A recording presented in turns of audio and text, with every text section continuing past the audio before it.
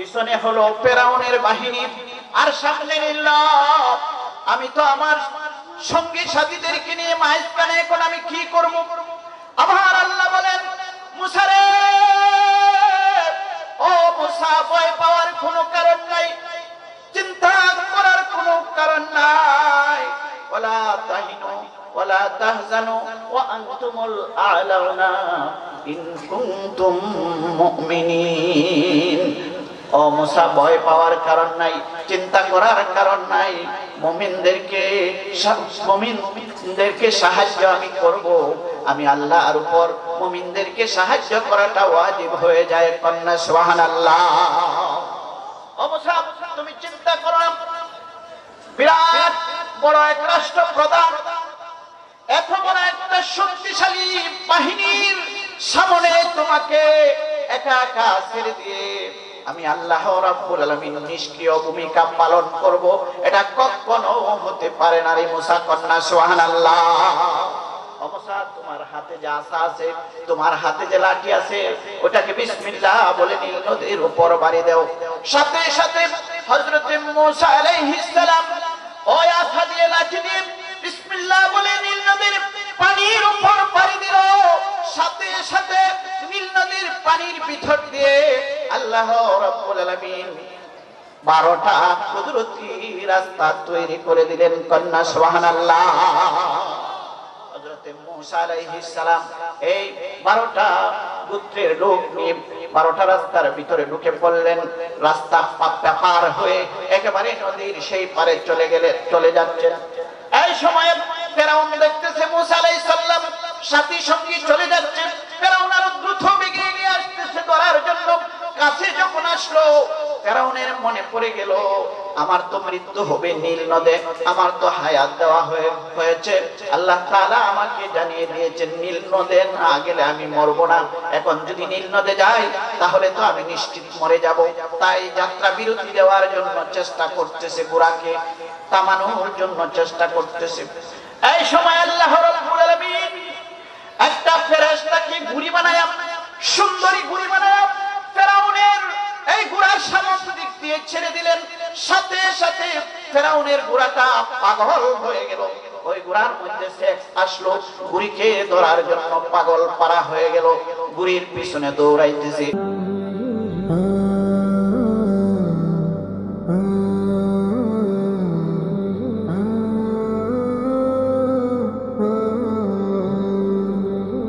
পদ্মা, মেঘনা, যমুনার ওই রক্তস্নাত স্বাধীন সোনার বাংলার গৌরবোজ্জ্বল রাজধানী ঢাকা গাজীপুরের অন্তর্গত বেড়াইদর সালা হালিমা খাতুন জামে মসজিদ,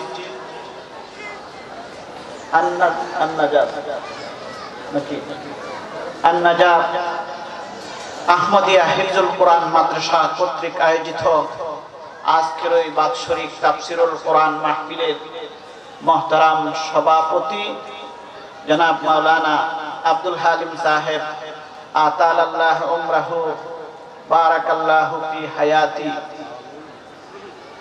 মুহতারাম উলামায়ে কেরাম, মুরব্বিয়ানে ইজাম, অরুণ তরুণ ভাইরা, পর্দানিশীন মা এবং বোনেরা, আপনারা সকলে আমার অন্তরের অন্তরস্থল থেকে আন্তরিক অভিনন্দন, সিলেট বিভাগের পক্ষ থেকে আন্তরিক অভিনন্দন এবং সালাম জানাচ্ছি। আসসালামু আলাইকুম ওয়া রাহমাতুল্লাহি ওয়া বারাকাতুহু। আপনারা খুশি না বেজার? অল্প না বেশি? উত্তরটা তো অত্যন্ত শোচনীয় ভাবে হয়েছে। মনে হয়েছে আপনারা ক্লান্ত, পরিশ্রান্ত। আবারও দিচ্ছি আসসালামু আলাইকুম ওয়া রাহমাতুল্লাহ। আমি সর্বপ্রথম আপনাদেরকে সঙ্গে নিয়ে সারে জাহানের পালনেওয়ালা রব মহান আল্লাহ সুবহানাহু ওয়া তাআলার দরবারে হৃদয়ের সব রকম আবেগ, উজাড় করা ভালোবাসা দিয়ে শ্রদ্ধা অবনত চিত্তে আপনাদের সকলকে নিয়ে মহান মাহবুদের দরবারে শুকর গুজার করছি এজন্য যে তিনি মেহেরবানি করে আপনাকে আমাকে আজকের মতো এই মাহফিলে আসার মতো সুযোগ করে দিয়েছেন। এজন্য আমরা শুকরিয়া আদায় করি, সকলে বলি আলহামদুলিল্লাহ। আরো শুকরিয়া আদায় করি এই জন্য যে আমি গত কয়েকটা দিন যাবৎ ভারতের ত্রিপুরা, আসামে বিভিন্ন রাজ্যে মাহফিলে ছিলাম। আজকেও একটা মাহফিলে মাইনাস করে এসেছি, এটা মণিপুর রাজ্যে মাহফিল ছিল, কিন্তু আলহাজ মাওলানা মুফতি সেলিম আহমদ সাহেব উনি এমন ভাবে যোগাযোগ করতেছেন, হৃদয়ের ভালোবাসা ওনার সাথে অনেক আগের থেকে অগাধ ভালোবাসা জড়িত। শেষ পর্যন্ত আমি ওই দিক থেকে স্যাক্রিফাইস করে রওনা হইলাম এবং খুবই পরিশ্রান্ত ক্লান্ত অবস্থায় জার্নি করে এসেছি, খুব বেশি বিশ্রাম করতে পারি নাই।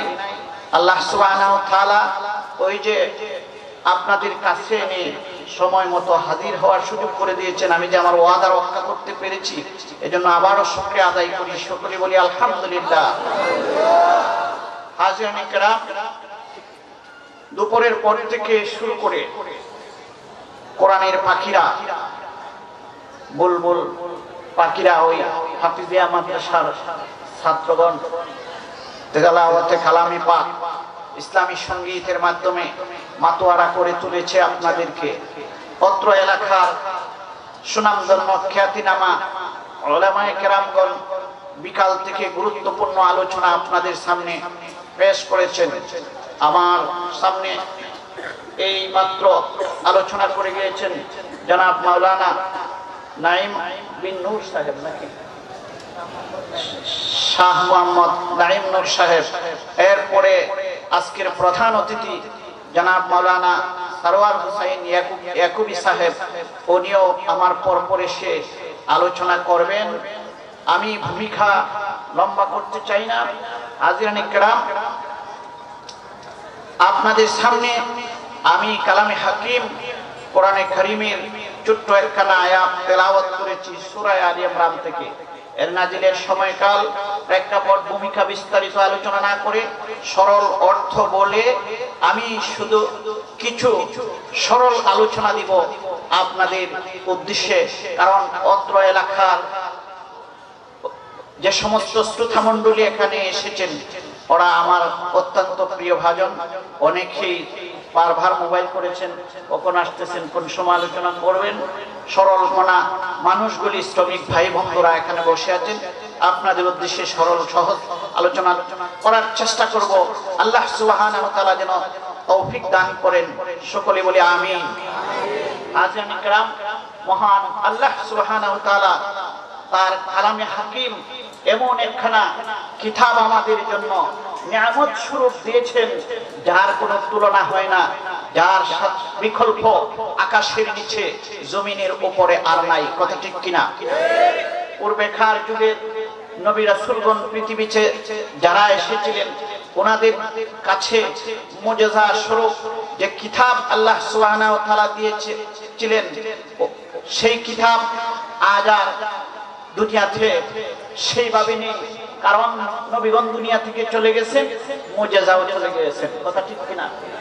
কিন্তু আপনার আমার নবী, করুণার ছবি মুহাম্মদ আরবি জনাবে মুহাম্মদুর রাসূলুল্লাহ সাল্লাল্লাহু আলাইহি ওয়াসাল্লাম এমন এক পয়গম্বর, এমন এক ব্যক্তিত্ব, তিনি দুনিয়া থেকে চলে যাওয়ার পরেও আমাদের কাছে ওনার উপর প্রেরিত কিতাব আল কোরআন আল্লাহ সুবহানাহু ওয়া তাআলার মুজিজা হিসাবে অক্ষত আছে। কিয়ামত পর্যন্ত তার কোনো লয় হবে না, ক্ষয় হবে না, পরিবর্তন হবে না, ওর মধ্যে সংযোজন বিয়োজনের কোনো প্রয়োজন হবে না। কেউ কোনোদিন করতে পারে নাই, পারবেও না ইনশাআল্লাহ। কথা ঠিক কিনা?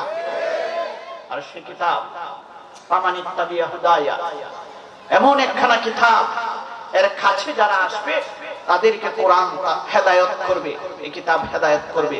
ওয়ালা ইয়াদিল্লু ওয়ালা ইয়াশকা, ওর কাছে যারা আসবে না এই কোরআন তাদেরকে হেদায়েত দিবে না। কথা ঠিক কিনা?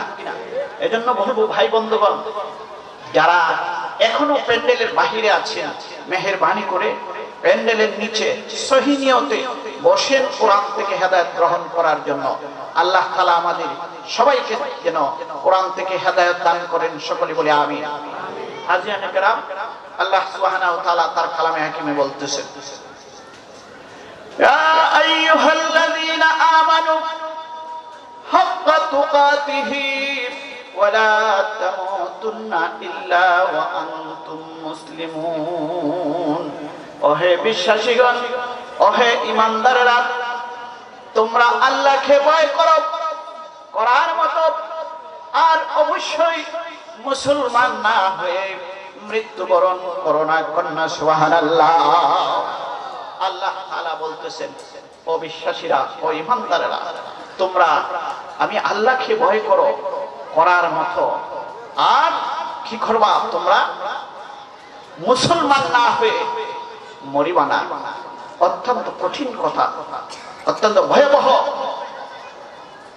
রুলিং আল্লাহ তাআলা বিশ্ব মানবতার জন্য দিয়েছেন। ঈমানদারদেরকে ডেকে বলতেছেন, ভয় করার মতো করতে হবে। কেমন ভয় আমাদেরকে শিখতে হবে সাহাবী আজমাইনগণের কাছ থেকে, ওনারা যেভাবে ভয় করতেন। বিশ্ব মুসলিম উম্মাহর তৃতীয় খলিফা হযরত ওমর ফারুক রাদিয়াল্লাহু তাআলা আনহু অর্ধজাহানের প্রেসিডেন্ট ছিলেন, মুসলিম জাহানের খলিফা ছিলেন। উনি কতটুকু আল্লাহ তাআলাকে ভয় করতেন দেখেন। উনি যখন মদিনার প্রেসিডেন্ট, তখন তিনি ঘোষণা করলেন, আমি রাষ্ট্রপ্রধান থাকা অবস্থায় যদি পুরাত নদীর তীরে আমার অজান্তে একটা কুকুরও না কে অনাহারে অর্ধাহারে মৃত্যুবরণ করে, আর আল্লাহ রাব্বুল আলামিন যদি আমাকে কিয়ামতের মাঠে জিজ্ঞাসা করে বসেন, ও ওমর, তুমি ছিলা মদিনার প্রেসিডেন্ট, তুমি প্রেসিডেন্ট থাকা অবস্থায় কেন একটা কুকুর না খাওয়া অবস্থায় পুরাত নদীর তীরে মারা গেল? এই কথা যদি জিজ্ঞাসা করে, তাহলে আমি জবাব দিতে পারবো না, আখ্যা পড়ে যাব, আর আমার ঠিকানা হয়ে যাবে জাহান্নাম। কন্যা নাউযুবিল্লাহ। অর্থাৎ কতটুকু দায়িত্বানুভূতি ছিল হৃদয়ের মধ্যে, জাগ্রত ছিল মানুষ হিসাবে, ক্ষমতাসীন হিসাবে, যে আমার অজান্তে যদি একটা কুকুরও মারা যায়, তাহলে তার ব্যাপারে আল্লাহ তাআলা আমাকে যদি জিজ্ঞাসা করে, তাহলে আমি পার পাবো না, ক্ষমা পাবো না। কন্যা সুবহানাল্লাহ। অথচ কেমন ব্যক্তি হযরত ওমর, উনি পৃথিবীর জীবন দশায়, ওনার জীবন দশায় জান্নাতের সার্টিফিকেট পেয়ে গেছিলেন। কথা ঠিক কিনা? শুধু তাই নয়, নবীজি বলেছেন, লা নাবিয়্যা বাদি ওয়ালা রাসূলা লা কানা উমর, আমার পরে দুনিয়াতে কোন নবী আসবে না। কারণ আল্লাহ রাব্বুল আলামিন কালামে হাকিমে বলেছেন, মা কানা মুহাম্মাদুন আবা আহাদিম মির রিজালিকুম ওয়ালাকির রাসূলুল্লাহি ওয়া খাতামান নবীন। আল্লাহ রাব্বুল আলামিন বলেছেন, আল্লাহ তাআলা আয়াতে কারিমা নাযিলের মাধ্যমে ঘোষণা করেছেন, আল মুহাম্মদ সাল্লাল্লাহু আলাইহি ওয়াসাল্লামই হচ্ছেন সর্বশেষ নবী, ওনার পরে আর কোন নবী আসবে না। ওনার মাধ্যমে নবুয়তির ধারাবাহিকতা বন্ধ করে দেওয়া হয়ে গেছে। অর্থাৎ নবীজি হলেন সর্বশেষ নবী, এরপরে আর কোন নবী পৃথিবীতে আসবেন না। কথা ঠিক কিনা? কিন্তু আল্লাহর হাবিব এটা ইঙ্গিত করেছেন, এরপরেও 29 জন মানুষ মিথ্যা নবী দাবি করবে, মিথ্যা নবুয়তের দাবিদার পৃথিবীতে কিয়ামতের আগ পর্যন্ত 29 জন মানুষ মিথ্যা নবীর দাবি করবে। কন্যা নাউযুবিল্লাহ। এর মধ্যে 27 হয়ে গেছে, আর 2 বাকি আছে। কত বাকি আছে? এই 27 নাম্বার হলো পাঞ্জাবের জাহান্নামের কীট গোলাম আহমদ কাদিয়ানী। 27তম ব্যক্তি ও মিথ্যা নবুয়তের দাবিদার। সে স্বপ্ন যুগে নবী হয়ে গেছে। কন্যা নাউযুবিল্লাহ। নিজে নিজে দলিল আদিল্লাহ পেশ করে নবী হয়ে গেছে। কন্যা নাউযুবিল্লাহ। তাদেরকে সারা পৃথিবীর সমস্ত মুসলিম কান্ট্রি থেকে রাষ্ট্রপ্রধানগণ সংসদে বিল এনে তাদেরকে নন মুসলিম মাইনরিটি ঘোষণা করেছে। কিন্তু দুঃখের বিষয়, পরিতাপের বিষয়, প্রিয় জন্মভূমি বাংলাদেশের ৯৭% মানুষ মুসলমান। এদেশের সংসদে বিল এনে কাদিয়ানীদেরকে নন মুসলিম মাইনরিটি মানে কাফের ঘোষণা করা এখনো হয় নাই। তাই আজকের এই বেলায়েতের উত্তর সালা হাফিজিয়া মাদ্রাসার মাহফিল থেকে সমস্ত মুসলিম জনতাকে সঙ্গে নিয়ে আমাদের প্রধানমন্ত্রীর নিকটে দাবি পেশ করতে চাই যে আগামী সংসদ অধিবেশনে ওই গোলাম আহমদ কাদিয়ানী গ্রুপ যারা বাংলাদেশে আছে বা পৃথিবীতে আছে তাদের বিরুদ্ধে সংসদে বিল এনে তাদেরকে সংসদে বিল পাস করে নন মুসলিম মাইনরিটি কাফের ঘোষণা করা হোক। এই দাবির সাথে এই ঢাকাবাসী একমত, কথা ঠিক কিনা? বন্ধুগণ আমার, আমি বলতেছিলাম যে আল্লাহর হাবিবের আগমনের মাধ্যমে নবুয়তের ধারাবাহিকতা বন্ধ করে দেওয়া হয়ে গেছে, আর কোন নবী পৃথিবীতে আসবে না। কিন্তু তারপরে আল্লাহর হাবিব বলেছেন লা নাবিয়্যা রাসূলা লা কানা আমার পরে পৃথিবীতে আর কোন নবী আসবে না। যদি ওই নবুয়তের ধারাবাহিকতা বন্ধ করা না হতো, এই সিলসিলা যদি কায়েম থাকতো, তাহলে আল্লাহ রাব্বুল আলামিন আমার পরে যাকে নবী বানাইতো সেই ব্যক্তিটা হতো হযরতে ওমর। কন্যা সুবহানাল্লাহ। সেই ওমর ভয় পাইতেছে আল্লাহর কাছে দায়িত্বের ব্যাপারে যদি গাফলতি হয় কি জবাব দিবে? কন্যা সুবহানাল্লাহ। অথচ আমরা চেয়ারম্যান হই, মেম্বার হই, এমপি হই, মন্ত্রী হই, যে কোনো ছেড়ে থাকি না কেন, আমরা আমাদের এই দায়িত্ব অনুভূতির ব্যাপারে কোনো চিন্তাও করি না। কথা ঠিক কিনা? এখান থেকে শিক্ষা নিয়ে আমরা চেয়ারম্যান হই, মেম্বার হই, এমপি হই, মন্ত্রী হই, যার যে যোগ্যতা আছে আল্লাহ তাআলা যাকে যা কিছু হওয়ার তৌফিক দিয়েছেন, ভালো কথা, এটা সুসংবাদের কথা, আনন্দের কথা। আমরা বলবো সেই ছেড়ে থেকে আল্লাহর ভয় হৃদয়ে জাগ্রত রেখে দায়িত্ব পালন করবেন। আল্লাহ যেন সবাইকে কবুল করেন, সকলে বলে আমিন। বন্ধুরা আমার, সেই হযরতে ওমর একদিন ঈদের দিনে, ঈদুল ফিতরের দিনে ঘরের ভিতরে দরজা বন্ধ করে কান্নাকাটি করতেছেন। এই সময়ে সাহাবায়ে কেরাম কয়েকজন মিলে হযরতে ওমরের কাছে গেল আর বলতেছে, আমিরুল মুমিনিন, আজকে তো খুশির দিন, আজকে তো আনন্দের দিন, আজকে তো উৎসবের দিন, আমরা সবাই হাসি খুশি করতেছি, আনন্দ করতেছি, কিন্তু আপনি ঘরের ভিতরে দরজা বন্ধ করে ডুকরিয়ে ডুকরিয়ে কাঁদতেছেন, তার কারণ কি? হযরতে ওমর জবাব দিতেছেন, ভাই বন্ধুরা শোনো রে, মনে হয় তোমরা তাকওয়াবান হয়ে গেছো, মনে হয় তোমরা রোজা পালনের মাধ্যমে মুত্তাকি হয়ে গেছো, মনে হয় আল্লাহর ভয়ে ভীত সন্তুষ্ট ব্যক্তি হিসাবে আল্লাহর কাছে তোমরা পরিগণিত হয়ে গেছো, মনে হয় আল্লাহ রাব্বুল আলামিন তোমাদেরকে ক্ষমা করে দিয়েছেন, সেজন্য ঈদের দিন পেয়ে তোমরা হাসি খুশিতে মাতোয়ারা আছো, তোমরা আনন্দ সব উল্লাস করতেছো। কিন্তু আমি ওমরের জানা নাই, আমি আল্লাহর প্রিয় ব্যক্তি, মুত্তাকি তাকওয়াবান, আল্লাহর ভয়ে ভীত সন্তুষ্টকারী ব্যক্তি হিসাবে পরিগণিত হয়ে আল্লাহর দরবার থেকে ক্ষমা পেয়েছি কিনা এটা জানতে যেহেতু পারি নাই, সেজন্য আমি আনন্দ করতে পারি না, এজন্য আল্লাহর ভয়ে ভীত সন্তুষ্ট হয়ে ক্ষমা পাওয়ার উদ্দেশ্যে আমি কান্নাকাটি করতেছি। কন্যা সুবহানাল্লাহ। কোন সে ব্যক্তি? হযরত ওমর আল্লাহর ভয়ে ভীত সন্ত্রস্ত হয়ে কান্নাকাটি করে ক্ষমার উদ্দেশ্যে। আর আমরা খারাপ, এজন্য আল্লাহকে ভয় করতে হবে, ভয় করার মতো যেন আমাদের কান্নার কারণে আল্লাহ রাব্বুল আলামিন আমাদেরকে ক্ষমা করে দেন। পারবো না ভাই? কি বলেন, পারবো না? এরপরের কথাটা, ওয়ালা তামুতুন্না ইল্লা ওয়া আনতুম মুসলিমুন, অবশ্যই মুসলমান না হয়ে মরিও না। আমরা তো মুসলমান, কি বলেন ঠিক কিনা? দাদা মুসলমান, বাবা মুসলমান, আমার নামটাও মুসলমানের মতো, তাই তো আমরা নিজেকে মনে করি মুসলমান, কথা ঠিক কিনা? কিন্তু আসলে মুসলমান কারা? প্রকৃত মুসলমান কারা? মুসলমান কাকে বলে?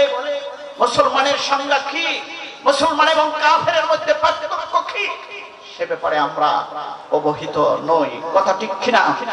মুসলমান কারা সেটাও জানতে হলে আমাদেরকে ইতিহাস তালাশ করতে হবে, শিক্ষা নিতে হবে সাহাবী আজমাইন গণের জীবন থেকে। কথা ঠিক কিনা? আমি একটু সরল আলোচনা দিব, আগেই বলেছি। আসুন মুসলমান কাকে বলে, মুসলমানদের পরিচয়টা একটু আপনাদেরকে দেই। দেখেন মুসলমান কারা।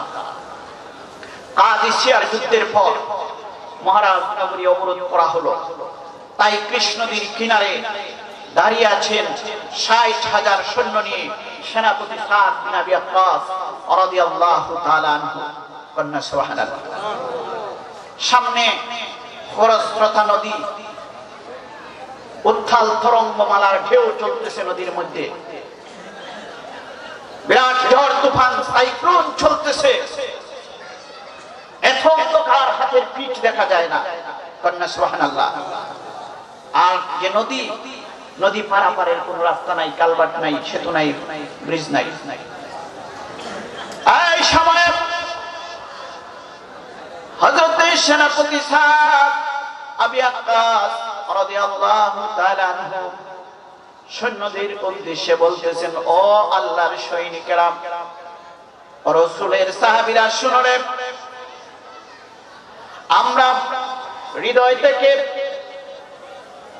বিবি বাচ্চা, আত্মীয় স্বজন, পাড়া প্রতিবেশী, সহায় সম্পত্তি, জান মাল, মা বাবা সকলের প্রেম ভালোবাসা হৃদয় থেকে উচ্ছেদ করে আমরা আল্লাহর জমিনে আল্লাহর দ্বীনকে গালিব করার জন্য, আল্লাহর দ্বীনের দাওয়াত বিশ্বের দিক বিদিকে ছড়ায় ছিটায় দেওয়ার জন্য, কালিমাতুল্লাহি হিয়াল উলিয়ার জান্নাত বিশ্বব্যাপী উদ্দিন করার জন্য আমরা দেশ থেকে দেশান্তরে ঘুরে বেড়াইতেছি, যুদ্ধ জিহাদে লিপ্ত আছি। এই মুহূর্তে আমরা যেখানে এসেছি এটার সামনে হলো তাই কৃষ্ণ নদী, আর ওই সেই পারে হলো আফ্রিকার উপকণ্ঠ। সেদের কাছে এখনো আমরা যেতে পারি নাই, অথচ তাদেরকে দাওয়াত দেওয়া আমাদের জন্য ফরজ। কথা ঠিক কিনা? তাদের কাছে দাওয়াত নিয়ে যেতে হবে। কথা ঠিক কিনা? কিন্তু কিভাবে? এবার সেনাপতি সাদ বলতেছেন, ও আল্লাহর সৈনিকেরা, ও আল্লাহর দ্বীনের মুজাহিদেরা, তোমরা কি চাও নাকি এই যে নদীর সেই পার আফ্রিকার উপকণ্ঠে ইসলামের কালিমা গঠিত তাওহীদের পতাকা পথ করে উড়ুক, ইসলামের আলো আফ্রিকার প্রতিটি ঘরে ঘরে পৌঁছে যাও, আফ্রিকার প্রতিটি ঘরে ঘরে কোরআনের আলো প্রজ্বলিত হয়ে যাক, তোমরা ওইটা চাও কিনা? ৬০,০০০ সৈন্য সকলে এক বাক্যে বলে উঠল, সেনাপতি মহোদয়, আমরাও চাই এই নদীর সেই পারেও ইসলামের দাওয়াত পৌঁছে যাক, কালিমার ঝান্ডা উড্ডীন হোক। আবার সেনাপতি বলতেছেন, তাহলে তোমাদের যে দায়িত্ব, তোমরা তো দেখতেছো রাতের অন্ধকার, হাতের পিঠ দেখা যায় না, ঝড় বৃষ্টি তুফান চলতেছে, আর নদীর স্রোতের উল্টা দিকে যাইতে হবে, খরস্রোতা নদী, এটা পাড়ি দিতে হবে। তাই আমি তোমাদের আমির হিসাবে, আমি তোমাদের সেনাপতি হিসাবে, আমি তোমরা মুসলমানদের ইমাম হিসাবে তোমাদের প্রতি আমি নির্দেশ দিলাম, এই মুহূর্তে তোমাদের যার কাছে যা কিছু আছে তা নিয়ে এই নদীর মধ্যে আল্লাহর উপর ভরসা করে ঝাঁপিয়ে পড়ো। কন্যা সুবহানাল্লাহ। কালভার্ট নাই, সেতু নাই, নৌকা নাই, পার হওয়ার কোনো সুযোগ আছে? কে বলেন আছে? কিন্তু আল্লাহ যদি সাহায্য করে কোনো সুবিধা হবে? আপনারা তো ইতিহাস জানেন, লম্বা বলবো না। শ্রীহট্ট নামক, সিলেটের নাম ছিল অতীতে, আমাদের যে জন্মভূমি শ্রীহট্ট, এটার নাম ছিল শ্রীহট্ট। অনুকুঠি রাজা, ভারতের যে অনুকুঠি রাজার ছেলে হলো গৌর গোবিন্দ। আমি ভারতে ওয়াজ করতে যখন গেলাম, ভাই বন্ধুরা অনুকুঠি রাজার বাড়িতে নিয়ে গেল, ইতিহাস অনেক লম্বা, বিস্তারিত বলবো না। ও রাজার বাড়ি দেখে এসেছে, ওইটাও ছিল অত্যন্ত ধার্মিক, অনুকুটি রাজা, স্বৈরাচার ছিল, ডিক্টেটর ছিল, মুসলমানদের উপরে জুলুম করেছে, সেটাকেও সেখানে পাথর বানিয়ে রেখেছে। সেই দৃশ্য দেখে এসেছি অনুকুটি পাহাড়ের উপরে। আর ওইটার ছেলে গৌরগোবিন্দকে পাঠিয়েছিল শ্রীহট্ট নামক সিলেটের জমিনে ওই দেশটাকে শাসন করার জন্য। ওইখানে এসে ওইটা মুসলমানদের উপর জুলুম নির্যাতন শুরু করলো। গাজী বুরহানুদ্দিনের সন্তান হলো, ছেলের হওয়ার মান্যত আদায় করতে যায় গরু কুরবানি করার অপরাধে গাজী বুরহানুদ্দিনের হাত দুটা কেটে দিল। নিষ্পাপ বেগুনা মাসুম দুগ্ধ শিশুকে জবাহ করে তার মাথা মস্তক গাজী বুরহানুদ্দিনের কাছে উপহার দিল। আর সেটাকে গাঁথি বেঁধে গাজী বুরহানুদ্দিন চলে গেল খেতে খেতে দিল্লি শাহের কাছে। আর সেই সময় দিল্লি শাহের কাছে এসেছিল সুদূর এমন থেকে ছুটে এসেছিল হযরতে শাহজালাল মুজাররদে ইয়ামুনি রাহমাতুল্লাহি আলাইহি। কথা ঠিক কিনা? ইতিহাস লম্বা, সংক্ষেপে বলি। বুরহানুদ্দিনের এই করুণ অবস্থা দেখে মুসলমানদের দুর্দশা এবং দুরবস্থা দূর করার জন্য 360 জন ওলিয়া উলিয়া আল্লাহর দ্বীনের মুজাহিদ নিয়ে শ্রীহট্ট নামক সিলেটের জমিনে আসার জন্য যাত্রা শুরু করলেন। গৌরগোবিন্দ যখন গণক দিয়ে গণাগণিয়ে দেখলো যে আল্লাহর সেই ওলি আসতেছে শ্রীহট্ট নামক সিলেটের জমিনে, তখন সুরমা নদীর সমস্ত মাঝি মাল্লা নৌকা কালভার্ট এগুলা কালভার্ট ভেঙে দিল, মাঝি মাল্লা সরিয়ে নিল যেন পারি না দিতে পারে। কিন্তু আল্লাহর ওলি হযরতে শাহজালাল মুজাররদে ইয়ামুনি রাহমাতুল্লাহি আলাইহি যখন সুরমা নদীর সামনে এসে এই সংকটের সম্মুখীন হয়ে গেলেন, কিভাবে পার হওয়া যায়। নদী পার হওয়ার তো কোনো নৌকা নাই, কোনো কিছু নাই, কোনো কালভার্ট সেতু নাই, কিভাবে পার হবে। উনি ওনার ব্যাগের ভিতর থেকে সঙ্গে করে নিয়ে আসা নামাজের মুসাল্লাটা সুরমা নদীর উপরে আল্লাহু আকবার বলে বিছিয়ে দিলেন। আর নাস্তাঈনু বিল্লাহি ওয়া নাতাওয়াক্কালু আলাইহি হাসবুনাল্লাহু ওয়া নি'মাল ওয়াকিল নি'মাল মাওলা ওয়া নি'মান নাসির বলে নামাজের মুসাল্লার উপরে কদম রাখলেন। আল্লাহর মেহেরবানিতে, আল্লাহর কুদরতি সাহায্যের মাধ্যমে এই নামাজের মুসাল্লা নৌকার মতো হয়ে শাহজালাল সহ 360 জন আল্লাহর দ্বীনের মুজাহিদকে শ্রীহট্ট নামক সিলেটের জমিনে পার করে দিলেন। বলেন আল্লাহু আকবার। সেখানে এসে গৌরগোবিন্দের বাড়ির সামনে আল্লাহু আকবার আযানের ধ্বনি তুললেন, আযান দিলেন। আযানের সাথে সাথে রাজা গৌরগোবিন্দের 7 তলা রাজপ্রাসাদ ভেঙে চুরমার হয়ে গেল। গৌরগোবিন্দ দলবল সহ নির্মূল নিঃশেষ হয়ে গেল। বলেন ঠিক কিনা? তাহলে আল্লাহর উপর ভরসা করে, আল্লাহর উপর অবিচল আস্থা এবং বিশ্বাস রেখে আপনি যদি কদম সামনে বাড়ান, আল্লাহর দ্বীনের মুজাহিদদেরকে নৌকা এবং কালভার্ট সেতু ছাড়াও নদী পার করে দিতে পারেন। কে বলুন? বন্ধুরা আমার, হযরতে মূসা আলাইহিস সালাম সাথী সঙ্গী নিয়ে ফেরাউনের নির্যাতন আর নিষ্পেষণের কারণে হিজরতের সিদ্ধান্ত নিলেন, চলে যাচ্ছেন। এই মুহূর্তে ফেরাউন সংবাদ পেয়ে দলবল সহ তার অশ্বারোহী বাহিনী নিয়ে সৈনিক সৈন্য সামন্তকে নিয়ে আসতেছেন মূসা আলাইহিস সালামকে হত্যা করার জন্য। ওনার সাথী সঙ্গীকে হত্যা করবেন আসতেছেন। এই সময়ে হযরতে মূসা আলাইহিস সালাম দৌড়ে যাচ্ছেন সাথী সঙ্গীদেরকে নিয়ে। সামনের দিকে নীল নদ পড়ে গেল, পিছনের দিকে ফেরাউনের অস্ত্র শস্ত্রে সজ্জিত সৈনিক সৈন্যবাহিনী, আর সামনে হলো নীল নদ। এই সময়ে হযরতে মূসা আলাইহিস সালাম আমার মাওলাকে ডাক দিয়ে বলেন আল্লাহ। পিছনে হলো ফেরাউনের বাহিনী আর সামনে নীল নদ। আমি তো আমার সঙ্গী সাথীদেরকে নিয়ে মাঝখানে, এখন আমি কি করব? আমার আল্লাহ বলেন, মূসা রে, ও মুসা ভয় পাওয়ার কোনো কারণ নাই, চিন্তা করার কোনো কারণ নাই। ওয়ালা তাহিনু ওয়ালা তাহজানু ওয়া আনতুমুল আ'লাউনা ইন কুনতুম মুমিনিন। ও মুসা ভয় পাওয়ার কারণ নাই, চিন্তা করার কারণ নাই। মুমিনদেরকে সাহায্য আমি করব, আমি আল্লাহর উপর মুমিনদেরকে সাহায্য করাটা ওয়াজিব হয়ে যায়। কন্যা সুবহানাল্লাহ। ও মুসা তুমি চিন্তা করো, বিরাট বড় এক রাষ্ট্রপ্রধান এত বড় একটা শক্তিশালী বাহিনীর সামনে তোমাকে একা একা ছেড়ে দিয়ে আমি আল্লাহ রাব্বুল আলামিন নিষ্ক্রিয় ভূমিকা পালন করব, এটা কখনো হতে পারে না রে মুসা। কন্যা সুবহানাল্লাহ। ও মুসা তোমার হাতে যে আসা আছে, তোমার হাতে যে লাঠি আছে, ওটাকে বিসমিল্লাহ বলে নীল নদীর উপর বাড়ি দাও। সাথে সাথে হযরত মুসা আলাইহিস সালাম ওই আসা দিয়ে লাঠি দিয়ে বিসমিল্লাহ বলে নীল নদীর পানির উপর বাড়ি দিল। সাথে সাথে নীল নদীর পানির ভিতর দিয়ে আল্লাহ রাব্বুল আলামিন 12টা কুদরতি রাস্তা তৈরি করে দিলেন। কন্যা সুবহানাল্লাহ। হযরত মুসা আলাইহিস সালাম এই 12টা গোত্রের লোক নিয়ে 12টা রাস্তার ভিতরে ঢুকে পড়লেন।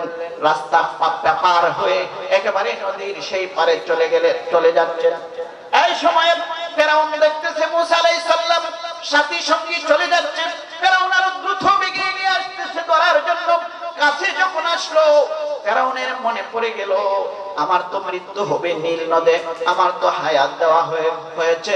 আল্লাহ তাআলা আমাকে জানিয়ে দিয়েছেন নীল নদে না গেলে আমি মরব না। এখন যদি নীল নদে যাই তাহলে তো আমি নিশ্চিত মরে যাব। তাই যাত্রা বিরতি দেওয়ার জন্য চেষ্টা করতেছে, ঘোড়াকে থামানোর জন্য চেষ্টা করতেছে। এই সময় আল্লাহ রাব্বুল আলামিন একটা ফেরেশতাকে ঘুড়ি বানায়া, সুন্দরী ঘুড়ি বানায়া ফেরাউনের এই ঘোড়ার সামনের দিক দিয়ে ছেড়ে দিলেন। সাথে সাথে ফেরাউনের ঘোড়াটা পাগল হয়ে গেল। ওই ঘোড়ার মধ্যে সেক্স আসলো, ঘুড়িকে ধরার জন্য পাগল পারা হয়ে গেল। ঘুড়ির পিছনে দৌড়াইতেছে। ঘুড়ি যায় ওই নীল নদীর এই যে 12টা রাস্তা, কুদরতি রাস্তা তৈরি করে দিয়েছেন আল্লাহ, এই রাস্তার ভিতরে ঢুকে পড়লো। ফেরাউন তার ঘোড়া নিয়েও ঢুকে পড়লো। সাথে সাথে ফেরাউনের সৈন্যবাহিনী সবাই ঢুকে পড়লো। ওইদিকে মুসা আলাইহিস সালাম আল্লাহর কুদরতি রাস্তা দিয়ে পার হয়ে গেলেন। ফেরাউন যখন তার দলবল সহ মাঝখানে গেল, সাথে সাথে আল্লাহ রাব্বুল আলামিন নীল নদের উপরে অর্ডিন্যান্স জারি করে দিলেন, জানিয়ে দিলেন ও নীল নদের পানি রে, তোমার সমস্ত পানিকে একাকার করে দাও। কন্যা সুবহানাল্লাহ। রাস্তা বন্ধ হয়ে গেল। ফেরাউনের সাথী সঙ্গীরা চুবুনি খায় মরে গেল। আবার ফেরাউন একবার পিছনে পানির নিচে যায়, আবার উপরে উঠে, একবার নিচে যায়, আবার উপরে উঠে, এভাবে চুবুনি খাইতে খাইতে নাকের মুখের ভিতর দিয়ে পানি ঢুকতে ঢুকতে একেবারে পেটটা ফুলে ফুটবল হয়ে গেল। এবার আমার আল্লাহকে ডাক দিয়ে বলতেছে, মাওলায়ে কারীম, আমি এতদিন বেয়াদবি করেছি, ভুল করেছি, আজকে আমি সিদ্ধান্ত নিলাম আর তুমি আল্লাহর উপরে আমি ঈমান আনলাম। মাওলায়ে কারীম বললেন, ও ফেরাউন, তোমার মতো ঈমানদার মুসলমানের কোনো প্রয়োজন আমার, অতএব তোমার মতো এই সেফাই ঈমানদার, তোমার মতো খারাপ ঈমানের কোনো মুনাফিকের প্রয়োজন আমার নাই। ও নীল নদের পানি, তোমরা ফেরাউনের লাশকে পচাইও না। পোকামাকড়, তোমরা ফেরাউনের লাশকে খাইবা না। ওইটাকে আমি ও পৃথিবীর মাটি ফেরাউনের লাশকে গ্রহণ করব না। ওইটাকে আমি আন্তর্জাতিক সুটকি বানাবো। কন্যা সুবহানাল্লাহ। ওইটাকে আল্লাহ রাব্বুল আলামিন আন্তর্জাতিক সুটকি বানাইছে। ওটা এখন মিশরের জাদুঘরে পিরামিডে আছে, এটা থাকবে কিয়ামত পর্যন্ত। আল্লাহ রাব্বুল আলামিন ওটাকে সুটকি বানায় রাখছেন। এজন্য ওই ওল্ড মডেলের ফেরাউনকে দেখে দেখে নব্য যুগের লেটেস্ট মডেলের ফেরাউনেরাও তো দুনিয়াতে আসবে। কি বলেন আসবে না? কি বলেন আসবে কিনা? ইব্রাহিম দুনিয়াতে নাই, কিন্তু ইব্রাহিমের সাথী সঙ্গী বংশধরেরা দুনিয়াতে আসে না নাই? মুসা আলাইহিস সালাম দুনিয়াতে নাই, কিন্তু ওনার বংশধরেরা সাথী সঙ্গীরা দুনিয়াতে আছে না নাই? ফেরাউন দুনিয়াতে নাই, নমরুদ দুনিয়াতে নাই, আবু জাহেল দুনিয়াতে নাই, তার সাথী সঙ্গীরা দুনিয়াতে আছে না নাই? কি বলেন, আছে না নাই? ওরা আছে, কিয়ামত পর্যন্ত থাকবে। ইব্রাহিমের বংশধরদেরকে আগুনে পুড়তে চাইবে, জেলে পুড়তে চাইবে, ফাঁসি কাস্টে ঝুলাইতে চাইবে, শাস্তি দিয়ে হত্যা করতে চাইবে। সেই লেটেস্ট মডেলের ফেরাউনদেরকে তওবা ইস্তেগফার করার জন্য ওল্ড মডেলের ফেরাউনের লাশ থেকে শিক্ষা গ্রহণ করে তওবা ইস্তেগফার করে আল্লাহর গোলামে পরিণত হওয়ার জন্য ওই পুরাতন ফেরাউনকে আল্লাহ রাব্বুল আলামিন আন্তর্জাতিক সুটকি বানায় রাখছেন। কথা ঠিক কিনা? তো বন্ধুরা আমার, আমি বলতেছিলাম মাঝি মাল্লা বিহীন অবস্থায় নদী পাড়ি দেওয়া যায় যদি আল্লাহর উপর ভরসা করা হয়, করার মতো। কথা ঠিক কিনা? ওইদিকে সেনাপতি সাহেব ৬০,০০০ সৈনিক সকলকে বললেন, তোমরা যদি চাও ওই নদীর সেই পারে আফ্রিকার উপকণ্ঠে ইসলামের পতাকাকে উড্ডীন যদি করতে চাও, তাহলে আমি সেনাপতি হিসাবে তোমাদের উপর আমি নির্দেশ দিলাম, যার যা কিছু আছে তা নিয়ে নদীর মধ্যে ঝাঁপায়া পড়ো। সাথে সাথে কোনো উযর নাই, কৈফিয়ত নাই, কোনো আপত্তি নাই। সাথে সাথে ৬০,০০০ সৈন্যরা সকলেই নাস্তাঈনু বিল্লাহি ওয়া নাতাওয়াক্কালু আলাইহি হাসবুনাল্লাহু ওয়া নি'মাল ওয়াকিল নি'মাল মাওলা ওয়া নি'মান নাসির বলে সকলেই ওই তাইফিস নদীর মধ্যে ঝাঁপায়া পড়ল। কন্যা সুবহানাল্লাহ। নদীর মধ্যে যখন ঝাঁপায়া পড়ল, কবি বলতেছেন, दश्त दश्त है दरिया भी न छूरे हमने,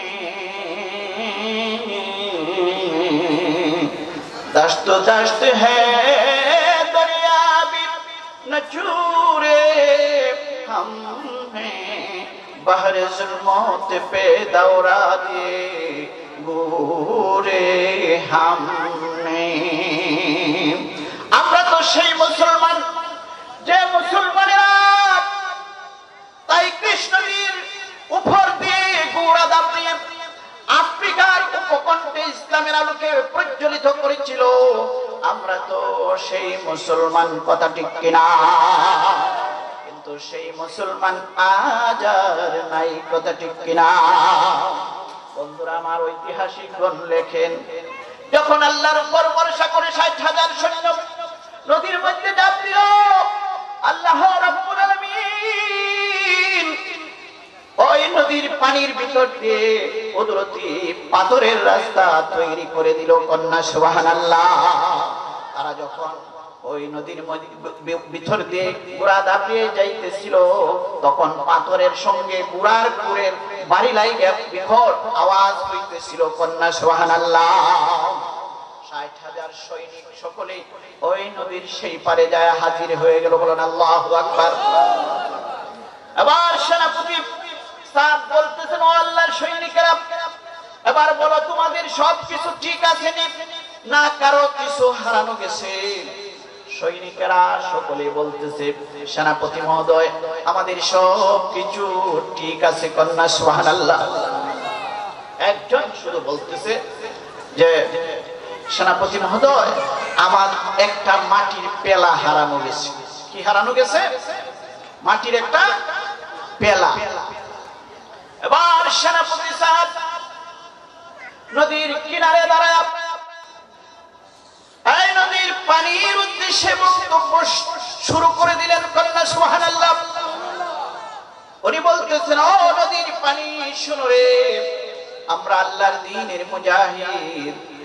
আল্লাহর জমিনে আল্লাহর দ্বীনকে প্রতিষ্ঠা করার জন্য আমরা দেশ থেকে দেশান্তরে ঘুরে বেড়াইতেছি, যুদ্ধ জিহাদ করতেছি। বিবি বাচ্চা, আত্মীয় স্বজন, সহায় সম্পত্তি, মাতা পিতার প্রেম ভালোবাসা হৃদয়ের থেকে উচ্ছেদ করে আল্লাহ এবং তার রাসূলের প্রেম ভালোবাসাকে অধিক মূল্য দিয়ে আমরা ইসলামের জান্নাত, বিশ্ব বিশ্বব্যাপী উদ্দিন করার জন্য, যুদ্ধ জিহাদ করার জন্য ঘুরে বেড়াইতেছি। এখন নৌকা নাই, কালভার্ট সেতু নাই, আল্লাহর উপর ভরসা করে এই তর নদীর পানির উপরে ঝাঁপ দিলাম। সবকিছু ঠিক আছে, একটা পেলা হারানো গেছে। ও নদীর পানি শোনো, আল্লাহর দ্বীনের মুজাহিদদের প্রত্যেকটা জিনিসই হচ্ছে নদীর কাছে পবিত্র আমানত। বলেন আল্লাহু আকবার। তাই আমি সেনাপতি হিসাবে তোদের উপর নির্দেশ দিচ্ছি, এই মাটির পেলাটা যেখানে আছে, যে অবস্থায় আছে না কেন, সেখান থেকে তোর বুক চিরে বের করে এনে আমাদের কাছে হাজির করে দে। বলেন সুবহানাল্লাহ। আর জোরে বলেন সুবহানাল্লাহ। আবার দেখা গেল নদীর মাঝখানে একটা বিরাট পাহাড়ের মতো ঢেউ। বলেন আল্লাহু আকবার। পাহাড়ের মতো ঢেউ হেলে দুলে খেলে খেলে একেবারে নিকটে চলে এসে তার ভিতর থেকে মাটির পেলাটা বের করে দিয়ে সেনাপতি সাদ বিন আবি ওয়াক্কাস রাদিয়াল্লাহু তাআলা আনহুর পায়ের কাছে ছিটকে দিয়ে পানি আবার তার গন্তব্যস্থলে চলে গেছে। সুবহানাল্লাহ। ওরা ছিল মুসলমান আর আমরাও মুসলমান। ওরা তামুতুন্না ইল্লা ওয়া আনতুম মুসলিমুন। অবশ্যই মুসলমান না হয়ে মরিও না। এবার চিন্তা করেন আমরা কি জাত মুসলমান আর তারা কি জাত মুসলমান। কন্যা সুবহানাল্লাহ। হযরত ওমর যখন মদিনার রাষ্ট্রনায়ক, এই সময় মিশর মুসলমানদের দখলে চলে আসলো। গভর্নর করা হলো হযরত আমর ইবনে আস রাদিয়াল্লাহু তাআলা আনহুকে, উনি রাষ্ট্রপ্রধান। এই সময়ে মিশরের কিছু মুরব্বীরা এসে বলতেছে, আমর ইবনে আসের কাছে বলতেছেন যে আমাদের নীল নদের পানি শুকায় গেছে, নীল নদের পানি শুকায় গেছে। এখন প্রতি বছরই এই সময়ে নীল নদের পানি শুকিয়ে যায়। শুকানোর পরে একটা কাজ করতে হয় আমাদেরকে, সেটা হলো একটা সুন্দরী রমণীকে নববধূর মতো সাজায়া, লাল শাড়ি পরায়া, কানে দুল, গলায় হার, হাতে বালাই পরায়া তাকে নিয়ে নীল নদের কূপে রেখে আসতে হয়। আস্তে আস্তে করে এটা নীল নদের কূপের নিচে তলায়া যায় আর মরা গাঙ্গে জোয়ার বাটা আসে। কন্যা নাউজুবিল্লাহ। এখন তো মুসলিম রাষ্ট্র হয়ে গেছে, এটা করা যাবে না, কি করতে হবে? আবার হযরত আমর ইবনে আস রাদিয়াল্লাহু তাআলা আনহু বললেন সিদ্ধান্তটা নিতে হবে। হযরত ওমর ফারুক রাদিয়াল্লাহু তাআলা আনহুর নিকট থেকে তাই সিদ্ধান্ত আনার জন্য একজন রাষ্ট্রদূতের কাছে পত্র দিয়ে পাঠিয়ে দিলেন হযরত ওমরের কাছে। সমস্যাটা তুলে ধরলেন। রাষ্ট্রদূত চলে গেল মদিনায়। হযরত ওমর পত্র পড়ে বুঝতে পারলেন মিশরে পানি শূন্যতা দেখা দিয়েছে, নীল নদের কূপ শুকিয়ে গেছে, মুসলমানেরা পানির জন্য কষ্ট করতেছে। তাই তিনি দুইটা চিঠি লিখলেন। একটা চিঠি লিখলেন মিশরের গভর্নর হযরত আমর ইবনে আসের উদ্দেশ্যে যে আমার প্রথম পত্রটা পাওয়া মাত্রই দ্বিতীয় পত্রখানা আপনি নিয়ে যাবেন নীল নদের কূপের কাছে। সেখানে যায় বিসমিল্লাহ বলে দ্বিতীয় পত্রখানা নীল নদের মধ্যে ফেলে দিবেন, মরা গাঙ্গে জোয়ার বাটা এসে যাবে। কন্যা সুবহানাল্লাহ। দুই নাম্বার পত্রটা লিখলো, ও নীল নদ শুনলে মিশরবাসীরা মুসলমান, তাদেরকে তুই কষ্ট দিতে পারস না, তাই আমার পত্র পাওয়া মাত্রই তোর মরা গাঙ্গে জোয়ার বাটা এনে পানি দিয়ে নীল নদকে পরিপূর্ণ করে দিবি। কন্যা সুবহানাল্লাহ। পত্র নিয়ে আসলো মিশর, আসলো রাষ্ট্রদূত। মিশরের মান্যগণ্য ব্যক্তিবর্গ এসেছে হযরত আমর ইবনে আসের কাছে, জানতে চাইলো কি সমাধান দিয়েছেন হযরত ওমর। তখন তাদের সামনে বললেন যে উনি একটা পত্র দিয়েছেন নীল নদে ফেলতে হবে, তাহলে পানি আসবে। বিষয়টা শুনে সবাই অবাক হয়ে গেল।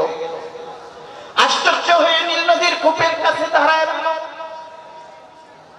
আর হযরত আমর ইবনে আস রাদিয়াল্লাহু তাআলা আনহু পত্রটা নিয়ে নীল নদীর মাঝখানে ছেড়ে দিয়ে আবার উপরের দিকে দৌড়ায় আসতে শুরু করলেন।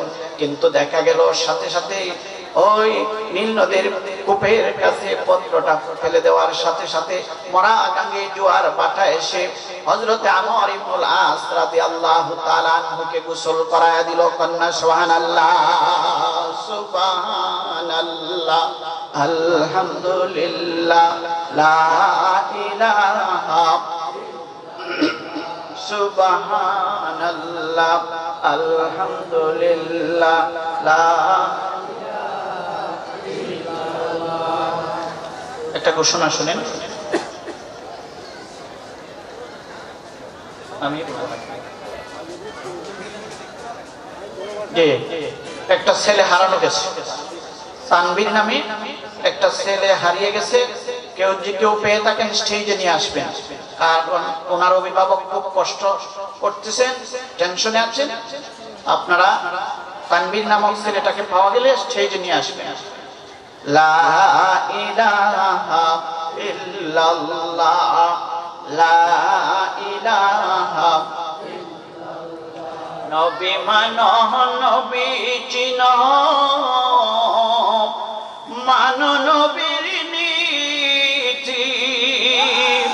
নবী বিনে শেষের দিনে, নবী বিনে শেষের দিনে কি হবে তোর গতি।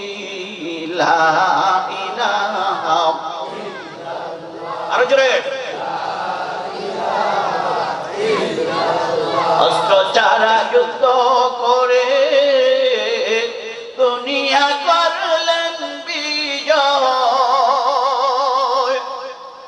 অস্ত্র ছাড়া যুদ্ধ করে দুনিয়া করলেন বিজয়। তাই তো আজি মানব দানব, তাই তো আজি মানব দানব মুহাম্মদ নাম লয়।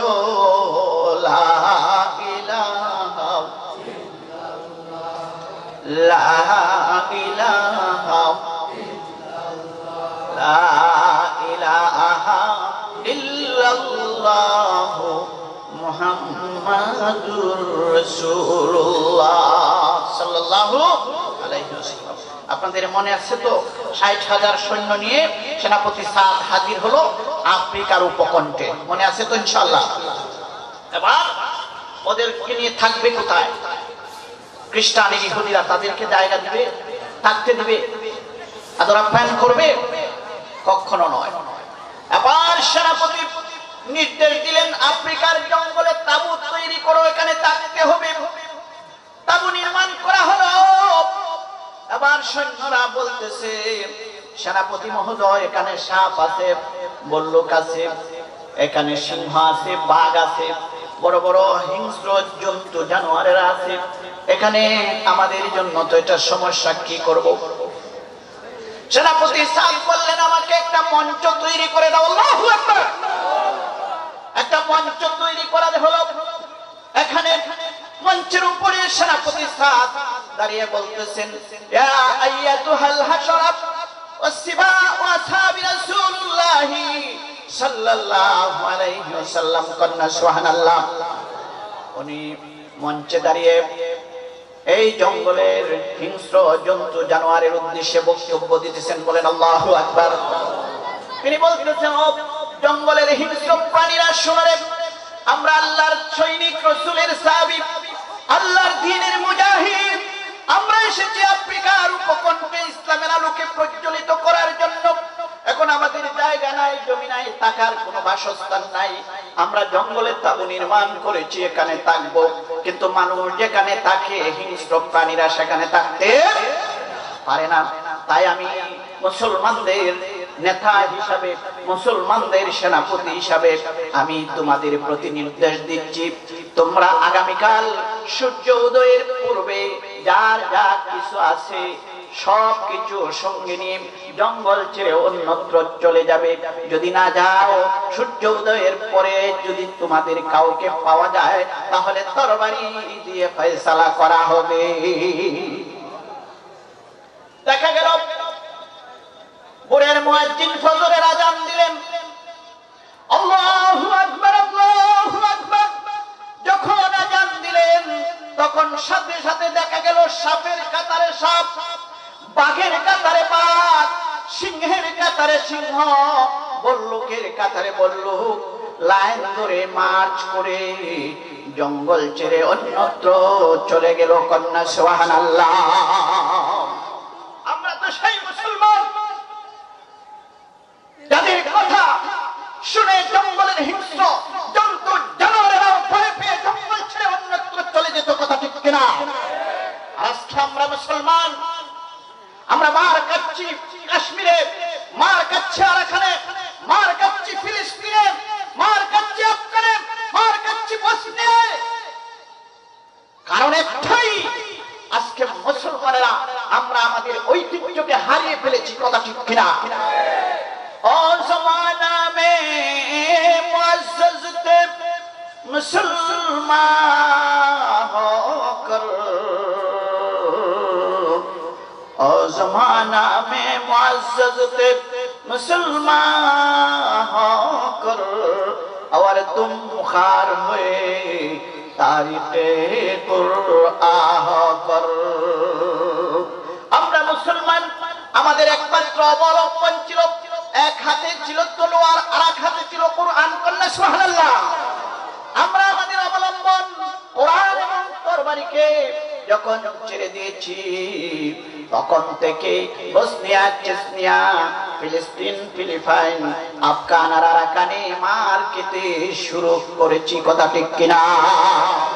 এই জন্য মুসলমানদেরকে ঐক্যবদ্ধ হতে হবে, মুসলমানদেরকে সংঘবদ্ধ হতে হবে। ফিলিস্তিনের হামাস মুজাহিদদের মতো সারা পৃথিবীর সমস্ত যুবকদেরকে প্রস্তুত হতে হবে। কথা ঠিক কিনা? আমরা যদি প্রস্তুতি নিয়ে আবার সিদ্ধান্ত নিতে পারি, আমাদের মুসলমানদের প্রথম কাফেলা বাইতুল মুকাদ্দাসকে মুক্ত করার জন্য সারা পৃথিবীর 200 কোটি মুসলমান ঐক্যবদ্ধ হয়ে যাকে যাকে পাখির মতো ফিলিস্তিন চলে যাব, ইসরায়েলি ইহুদিদের বিরুদ্ধে মার্চ করে সেখানে গিয়ে আন্দোলন সংগ্রামের যুদ্ধ জিহাদ করে বাইতুল মুকাদ্দাসকে মুক্ত করব।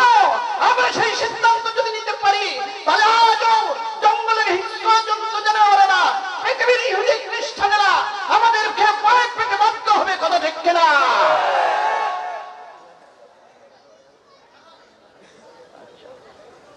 বন্ধুগণ আমার, আলোচনা লম্বা করা যাবে না, সিগন্যাল এসে গেছে, প্রধান বক্তা এসে গেছে। এখন আমি শেষ করতে হবে। শেষের আগে আপনাদের কাছে একটা আবেদন আছে। আবেদনটা হলো, আমরা মুসলমান আর তারাও ছিল মুসলমান, কিন্তু মুসলমানের মধ্যে পার্থক্য কতটুকু বুঝতে কি আর বাকি আছে? কে বলেন বাকি আছে? তারা এত বড় বলিষ্ঠ ইমানের অধিকারী সম্পন্ন মুসলমান হয়েছিল, আর আল্লাহর সাহায্য, আল্লাহর সাহায্য তাদের দিকে অবধারিত হচ্ছিল। কি কারণে? একটাই কারণ ছিল, তাদের জীবনে স্যাক্রিফাইস ছিল। তারা মুসলমান হওয়ার জন্য ঘর ছেড়েছে, বাড়ি ছেড়েছে, বিঠা মাটি থেকে উচ্ছেদ হয়েছে, সহায় সম্পত্তি বাজেয়াপ্ত হয়েছে। জিয়াবে আবু তালেব নামক বন্দী শিবিরে 3 বছর জেল কেটেছে, জালিমদের জুলুমের শিকার পরিণত হয়ে ফাঁসি কাস্টে ঝুলেছে। জিহাদের ময়দানে লক্ষ লক্ষ মুসলমান রক্ত দিয়ে শহীদ হয়েছে। কথা ঠিক কিনা? এটার কারণে তাদের প্রতি আল্লাহর সাহায্য অবধারিত ছিল, আর পরকালে তাদের জন্য নিশ্চিত হয়ে আছে আল্লাহর জান্নাত। কথা ঠিক কিনা? আজকেও আমরা মুসলমান, আমাদেরকে আল্লাহ তাআলা বদরের প্রান্তরে যেভাবে ফেরেশতা পাঠিয়ে সাহায্য করেছিলেন, ঠিক তেমনি ভাবে আজকেও বাংলার এই সবুজ জমিনে কোরআনের রাজ কায়েমের জন্য আল্লাহর সাহায্য করো। এটা আমরা চাই। কারা কারা চান একটু হাত উঁচু করে দেখান। নারায়ে তাকবীর, নারায়ে তাকবীর। বন্ধুগণ, যদি আল্লাহ সাহায্য পেতে হয়, তাহলে সেই রকমের সেই যুগের মুসলমানদের মতো কোরবানির নাজরানা পেশ করতে হবে। আমার সম্পত্তি, আমার টাকা কড়ি, আমার বাড়িঘর, আমার জায়গা জমি, আমার মা বাবা, আত্মীয় স্বজন, সবকিছুর চাইতে বেশি ভালোবাসতে হবে আল্লাহ এবং তার রাসূলকে। কথা ঠিক কিনা?